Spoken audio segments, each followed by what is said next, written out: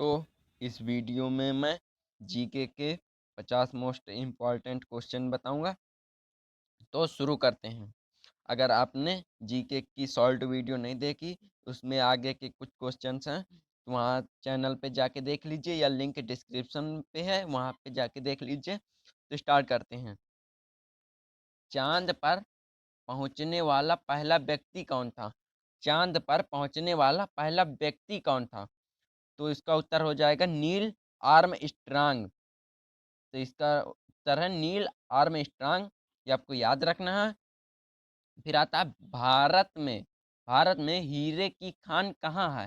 भारत में हीरे की खान कहाँ है? आंध्र प्रदेश और छत्तीसगढ़ में। भारत में हीरे की खान आंध्र प्रदेश और छत्तीसगढ़ में है। ये आपको याद रखना है। इसका उत्तर हो जाएगा ये। इसके बाद आता है राष्ट्रीय महिला आयोग अधिनियम किस वर्ष संसद द्वारा पारित किया गया? राष्ट्रीय महिला आयोग अधिनियम किस वर्ष संसद द्वारा पारित किया गया? सन 1990 में। ये आपको याद रखना है कि राष्ट्रीय महिला आयोग अधिनियम संसद में 1990 में पारित किया गया। साइमन कमीशन कब भारत आया? साइमन कमीशन कब भारत आया? उत्तर होगा इसका 1928 ईस्वी में। ये आपको सारे उत्तर याद तो होंगे, लेकिन इनका रिवीजन ना होने के कारण ये भूल जाते हैं। इसीलिए रिवीजन के लिए मैं 50 मोस्ट इम्पॉर्टेंट क्वेश्चन लाया हूँ। तो आप इनको पढ़िए आराम से। जलियांवाला बाग हत्याकांड कब हुआ? जलियांवाला बाग हत्याकांड कब हुआ? 13 अप्रैल 1919 में। जलियांवाला बाग हत्याकांड 13 अप्रैल 1919 ईस्वी में हुआ। ये आपको याद रखना है। फिर आता अजंता की गुफाएं किस राज्य में स्थित हैं? अजंता की गुफाएं किस राज्य में स्थित हैं? उत्तर होगा इसका महाराष्ट्र में। अजंता की गुफाएं महाराष्ट्र में स्थित हैं। ये आपको याद रखना है। भारत छोड़ो आंदोलन कब शुरू हुआ? भारत छोड़ो आंदोलन कब शुरू हुआ? इसका राइट आंसर 8 अगस्त 1942 ईस्वी को हो जाएगा। ये आपको याद रखना है। फिर भाखड़ा नागल परियोजना किस नदी पर है? भाखड़ा नागल परियोजना किस नदी पर है? उत्तर हो जाएगा सतलुज नदी पर। इसका उत्तर सतलुज नदी हो जाएगा। ये आपको याद रखना है। फिर आता है हीराकुंड बांध किस राज्य में स्थित है? अब हीराकुंड बांध किस राज्य में स्थित है? तो आपको याद रखना है कि हीराकुंड बांध उड़ीसा में स्थित है। ये आपको याद रखना है।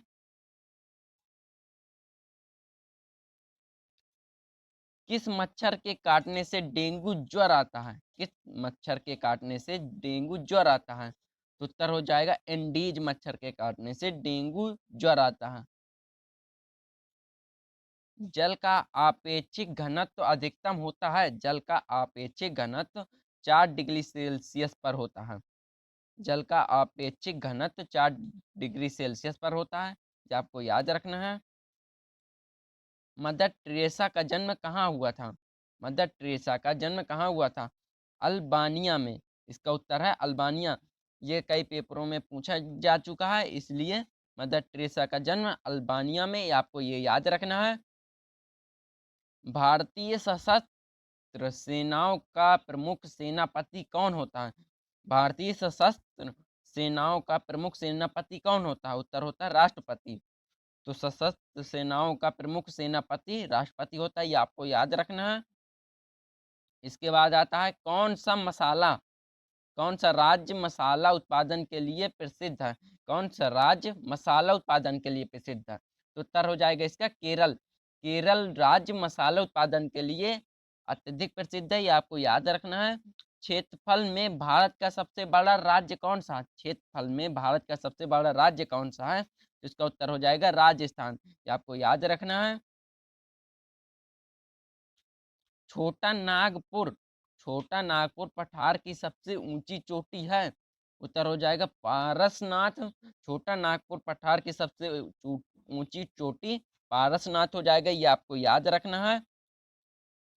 भारत में भारत में अभ्रक का सर्वाधिक उत्पादन कौन से राज्य से होता है? भारत में अभ्रक का सर्वाधिक उत्पादन कौन से राज्य से होता है? तो उत्तर हो जाएगा झारखंड का।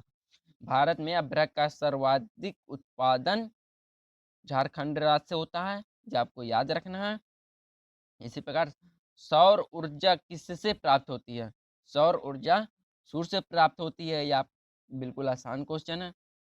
ऐसा कौन सा देश ऐसा कौन सा देश दूसरी सबसे बड़ी अर्थव्यवस्था बना, जबकि पहले नंबर पर अमेरिका है? इसका उत्तर हो जाएगा चीन। ऐसा कौन सा देश ऐसा चीन देश है जो दूसरी देश बड़ी अर्थव्यवस्था बना, जबकि पहले नंबर पर अमेरिका है। इसका उत्तर हो जाएगा चीन। फिर इसके बाद भारत का संविधान कब लागू? भारत का संविधान 26 जनवरी 1950 को लागू हुआ है। ये आपको याद रखना है। इसके बाद आता है भारत संविधान का संरक्षण कौन है? भारत संविधान का संरक्षण कौन है? तो उसका उत्तर हो जाएगा उच्चतम न्यायालय। भारत संविधान का संरक्षण उच्चतम न्यायालय हो जाएगा। ये आपको याद रखना है। श्री कृष्ण ने श्री कृष्ण ने पांडव श्री कृष्ण ने कौरव पांडव युद्ध के समय अर्जुन को दिया उपदेश का वर्णन कहाँ मिलता है? इसका भगवत गीता में आपको ये याद रखना है। ये आसान क्वेश्चन है। ड्राई आइस क्या होता है? अब ड्राई आइस क्या होता है? ठोस कार्बन डाइऑक्साइड होता है। ड्राई आइस ठोस कार्बन डाइऑक्साइड होता है। ये साइंस में क्वेश्चन पूछे जा चुके हैं। विद्युत बल्ब में भरी रहती है विद्युत बल्ब में भरी रहती है नाइट्रोजन गैस या निष्क्रिय गैस। इसे निष्क्रिय गैस भी कहते हैं। गुब्बारों को भरने के लिए किस गैस का प्रयोग किया जाता है? गुब्बारों को भरने के लिए किस गैस का प्रयोग किया जाता है? हाइड्रोजन का। ये आपको याद रखना है।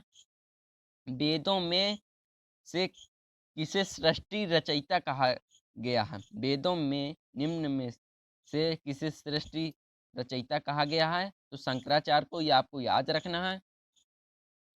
इसके बाद आता है राष्ट्रीय महिला आयोग अधिनियम किस वर्ष संसद द्वारा पारित किया गया? 1990 को। ये क्वेश्चन रिपीट हो गया है, आप इसको स्किप कर सकते हैं। कारक कितने होते हैं? कारक कितने भेद हैं? तो कारक के 8 भेद हैं। ये आपको याद रखना है। अंतरिक्ष की दूरी नापने के लिए कौन सी सही इकाई है? अंतरिक्ष की दूरी नापने के लिए कौन सी सही इकाई है? प्रकाश वर्ष। ये आसान क्वेश्चन है, ये आपको याद रखना है। ये हर बार पूछा भी जा सकता है। चांद पर पहुंचने वाला पहला व्यक्ति नील आर्मस्ट्रांग है। ये आपको याद रखना है। हीरे की खानें कहाँ हैं? तो आंध्र प्रदेश और छत्तीसगढ़ में। ये भी आपको याद रखना है। इसके बाद आता है वह यंत्र वह यंत्र जो रासायनिक ऊर्जा को विद्युत ऊर्जा में परिवर्तित कर देता है, वह क्या कहलाता है? तो इसका आसान सा उदाहरण है बैटरी। बैटरी होता है जो रासायनिक ऊर्जा को विद्युत ऊर्जा में परिवर्तित कर देता है, उसे हम बैटरी कहते हैं।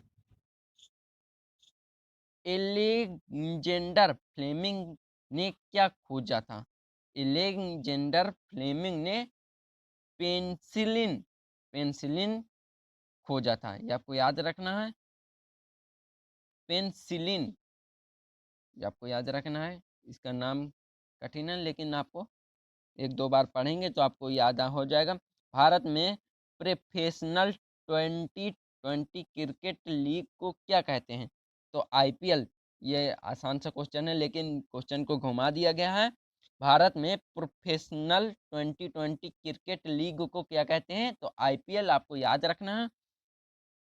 भारत का सबसे छोटा राज्य कौन सा है? भारत का सबसे छोटा राज्य कौन सा है? तो गोवा। ये आपको याद रखना है। भारत में ब्लू सिटी के नाम से किस शहर को जाना जाता है? भारत में ब्लू सिटी के नाम से किस शहर को जाना जाता है? उत्तर प्रदेश, जोधपुर को। जोधपुर को ब्लू सिटी के नाम से जाना जाता है। ये आपको याद रखना है। सूर्य क्या है? अब सूर्य क्या है? ये आसान सा क्वेश्चन है, लेकिन दिमाग घुमा देने वाला है। सूर्य एक तारा है। ये आपको याद रखना है कि सूर्य एक तारा है। नहीं, आपको क्वेश्चन आएगा सूर्य क्या है, तो आप कुछ गलत लिख पाएंगे। इसीलिए आपको ये याद रखना है कि सूर्य एक तारा है। फिर आता है सम्राट अशोक किसका उत्तराधिकारी था? सम्राट अशोक बिंदुसार का उत्तराधिकारी था। आपको याद रखना है। भारतीय संविधान को पहली बार कब संशोधित किया गया? भारतीय संविधान को पहली बार कब संशोधित किया गया? तो 1950 को, ये आपको याद रखना है। भाखड़ा नांगल परियोजना किस स्थित नदी पर स्थित है? तो सतलुज, ये आपको याद रखना है। हीराकुंड बांध किस राज्य में स्थित है? उड़ीसा, ये आपको याद रखना है, ये रिवीजन क्वेश्चन है। किस मच्छर के काटने से डेंगू ज्वर आता है? एंडीज। जल का अपेक्षित घनत्व 4 डिग्री सेल्सियस पर होता है, ये आपको याद रखना है। कौन सा राज्य मसाला उत्पादन के लिए प्रसिद्ध है? केरल। क्षेत्रफल में भारत का सबसे बड़ा राज्य राजस्थान है। फिर महाराणा प्रताप बुलबुल किसे कहते हैं? तो महाराणा प्रताप बुलबुल अपने घोड़े को कहते हैं। ये नया क्वेश्चन है। सिंधु घाटी सभ्यता का बंदरगाह कहाँ पर था? सिंधु घाटी सभ्यता का बंदरगाह लोथल पर था, ये आपको याद रखना है। इसके बाद आता आजाद हिंद फौज की स्थापना किसने की? तो इसका राइट आंसर सुभाष चंद्र बोस है, ये आपको याद होना चाहिए। ये आसान क्वेश्चन है क्योंकि। सती प्रथा का अंत करने के लिए किस भारतीय नेता ने प्रयत्न किया? तो राजा राम मोहन रायण ने, ये आपको याद रखना है। मोटर गाड़ियों से निकलने वाली गैस कौन सी है? मोटर गाड़ियों से निकलने वाली गैस कार्बन मोनोऑक्साइड है, ये आपको याद रखना है। सोने की शुद्धता को किस में परिभाषित किया जाता है? तो कैरेट में, ये आपको याद रखना है क्योंकि ये जीके में अधिकतर पूछा जा सकता है कि सोने की शुद्धता को कैरेट में प्रदर्शित किया जाता है। भारत की प्रथम नदी घाटी परियोजना दामोदर घाटी परियोजना हो जाएगा, ये आपको याद रखना है। विश्व की सबसे लंबी नदी, विश्व की सबसे लंबी नदी नील नदी है, ये आपको याद रखना है। तो मैं ये 50 मोस्ट इम्पॉर्टेंट क्वेश्चन लेके आया था, तो आप एक बार रिवीजन कर लीजिए इनका। और वीडियो पसंद आए तो लाइक कर दीजिए और चैनल को सब्सक्राइब कर दीजिए और वीडियो को दोस्तों के साथ शेयर कर दीजिए। अगर आपने बलिदान कहानी का सारांश और गद्य खंड के विकास पर आधारित प्रश्न उत्तर या जीवन परिचय की वीडियो नहीं देखी तो लिंक डिस्क्रिप्शन में है, या फिर चैनल पर जाके आप देख सकते हैं। तो धन्यवाद।